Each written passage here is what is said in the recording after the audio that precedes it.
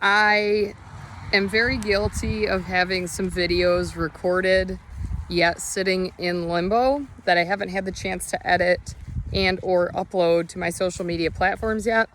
But I did get a question today about my chicken tractor, and because I haven't actually made a video explaining much about that, I'm going to go into a little bit more detail.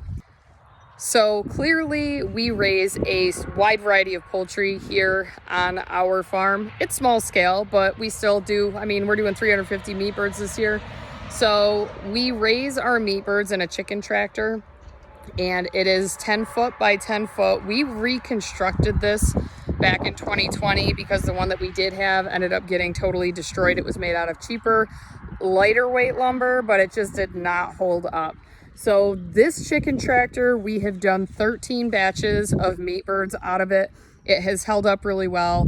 The downfall, I would say, is that it's relatively heavy. So it can be a little bit more challenging to move just because of the heavier duty lumber that we did use for this. But being that we're on batch, this is actually batch 14 being raised in this tractor, I think we're doing all right. We definitely have made enough money to have it paid off. It's definitely covered itself by now. So this is what our chicken tractor looks like. It is moved with a hand cart, and we have 2 wheels in the back. So those wheels get removed every time that we move this chicken tractor. So every time that we do go to move it, we have to come back here. We put the wheel on, the spindle, the washer, and then the nut. So that's on both sides. So you do have to pick this up a little bit to be able to put the wheel on it, but it's not that bad. So as far as moving the chicken tractor, I am capable of moving it by myself. I do prefer to use my husband whenever he is available, just because it is relatively heavy. But if you're my size and you have my muscle ability, farm girl tough, you should be able to move it by yourself. It's doable. You don't have to pull it with a tractor. You don't have to pull it with a 4-wheeler or a lawnmower or anything. You should be able to move it by yourself. Now, obviously, we did use chicken wire along the front part here. Hardware cloth would have been a better choice, but when we made this chicken tractor, that was not in our budget at that time. Please keep in mind that we don't have an excessive amount of minks or raccoons, because there are some spots here where if something was determined enough, it definitely would be able to get in. I'm going to walk around the back here. The entire, I would say it's about 2/3 of this chicken tractor is this corrugated plastic. It holds up really well. It's lightweight, thin stuff, and it works great. So, and this is another example right here, like if we had a raccoon or mink, it definitely would be able to get in there. The only predator problems that we have had were foxes, and that was last year. It must have been a family of fox came in and dug under this area on both sides, and I think at one point there was one trying to get in the back, and they did wipe out, I think it was about 15 birds. That was the first batch last spring.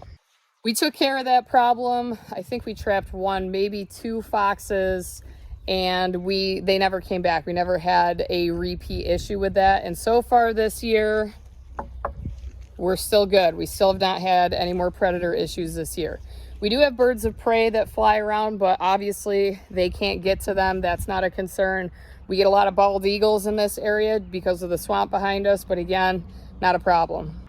Now these top doors, they literally just clip together, and that's how we keep them up when we're taking care of the birds. And when we're done, it's very easy to put them back down. You want to be careful not to let them slam, because the more that they slam, the less likely they are to last as long.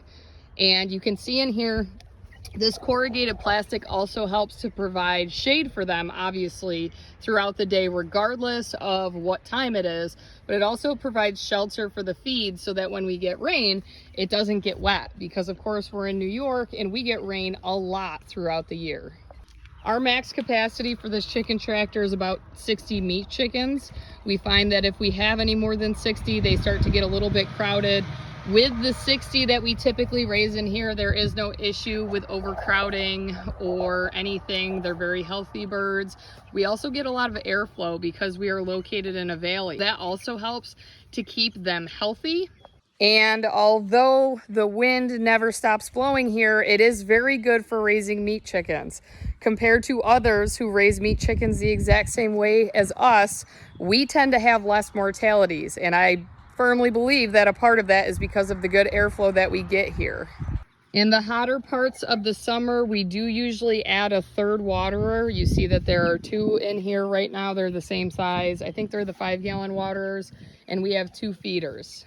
Another thing that I would like to suggest if you're getting into meat chickens and you are not processing them at your house is investing in chicken crates. So chances are, if you're watching this video in its entirety, you either are already doing this or you're considering doing this and doing research on it. So these chicken crates I purchased in 2018. I think they were around $70 a piece. The shipping on them was free because I always ordered more than one. So I ordered them from Premier One, and as long as I think it was over $100, you got free shipping on your entire order.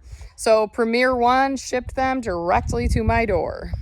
They were shipped in boxes, so I did have to assemble them, but it was a very simple assembly. It did not take long. They quickly pop in together, the little tabs. There's tabs on them that pop together.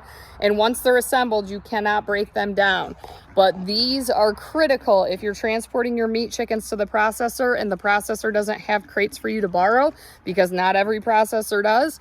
If you try to put them in a cardboard box, by the time you get them to the processor, they will have pooped so much, unless your processor is literally right across the road, they will have pooped so much that the cardboard box will be dissolving. So please don't ever do that. And these last forever. As long as you take care of them, they should last a long time. I got them brand new in 2018. I think I have 8 of them now. They are great. I can't say enough good about them.